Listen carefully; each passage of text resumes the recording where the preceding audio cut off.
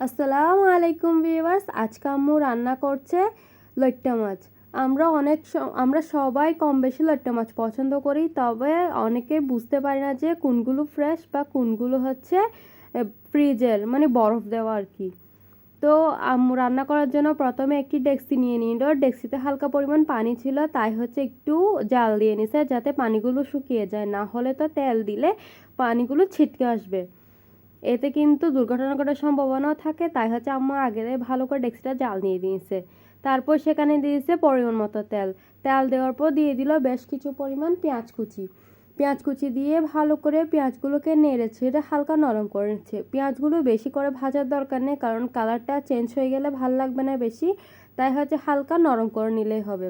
পেঁয়াজগুলো যখন হালকা নরম হয়ে আসবে তখন দিয়ে দিবে সেখানে মরিচ বাটা।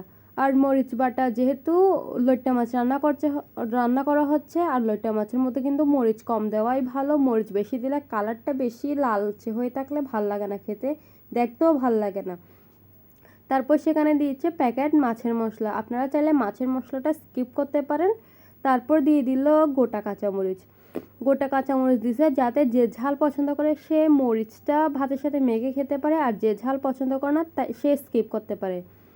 তারপর আম্মু মরিচ, পেঁয়াজ আর মশলাগুলোকে ভালো করে নেড়ে চেড়ে কষিয়ে নিচ্ছিল যাতে এগুলোর কাঁচা গন্ধটা দূর হয়ে যায়। আম্মু কিন্তু হলুদটা স্কিপ করেছে, কারণ মাছের মশলার মধ্যে কিন্তু অলরেডি হলুদ আছে, তাই হচ্ছে আম্মু স্কিপ করেছে। আপনারা যদি মাছের মশলাটা স্কিপ করেন তাহলে হলুদটা অবশ্যই দিতে হবে। তারপর নেড়ে চেড়ে মশলাগুলো ভালো করে কষে গেলে সেখানে দিয়ে দিবে সামান্য পরিমাণ পানি।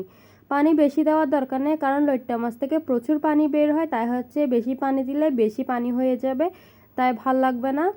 তাই হচ্ছে সামান্য পরিমাণ পানি দিচ্ছে যাতে মশলাগুলো আরেকবার ভালো করে সিদ্ধ হয়ে যায় আর কি। তো মশলাগুলো ভালো করে কষে গেলে ঝোলের মধ্যে সামান্য পরিমাণ বলক চলে আসলে সেখানে দিয়ে দিবে আগে থেকে ধুয়ে পরিষ্কার করে বেছে রাখা মাছগুলো দিয়ে হালকাভাবে নেড়ে চেড়ে নিবে। এখন নাড়লে সমস্যা নেই, কারণ এখন মাছগুলো কাঁচা, কিন্তু মাছগুলো একবার সিদ্ধ হয়ে যাওয়ার পর এগুলোকে খুন্তি দিয়ে নাড়া যাবে না, এতে কিন্তু মাছগুলো ভেঙে যাওয়ার সম্ভাবনা আছে। যেহেতু টাটকা লইট্টা মাছ, আর টাটকা লইট্টা মাছ আপনারা এইভাবেই বুঝবেন, টাটকা লইট্টা মাছ কিন্তু রান্না করার পর একদম নরম নরম সফট থাকে। আর যেগুলো হচ্ছে ফ্রিজের বা বাসি লইট্টা মাছ, ওগুলো কিন্তু রান্না করলে একদম, আমরা যে সাধারণত রুই মাছ তারপর কই মাছ খাই, এগুলো যেরকম খুলে খুলে আসে, এগুলো এরকম খুলে খুলে আসবে, এগুলো কিন্তু ল্যাপটা থাকবে না, তাহলে বুঝে নেবেন যে ওটা হচ্ছে বাসি লইট্টা মাছ। মাছগুলো ঢাকনা দিয়ে কিছুক্ষণ রান্না করার পর দেখেন উপর দিয়ে তেল বেশি উঠেছে। এই মোমেন্টে উপর দিয়ে আপনারা বেশ কিছু পরিমাণ ধনেপাতা কুচি ছিটিয়ে দিবেন।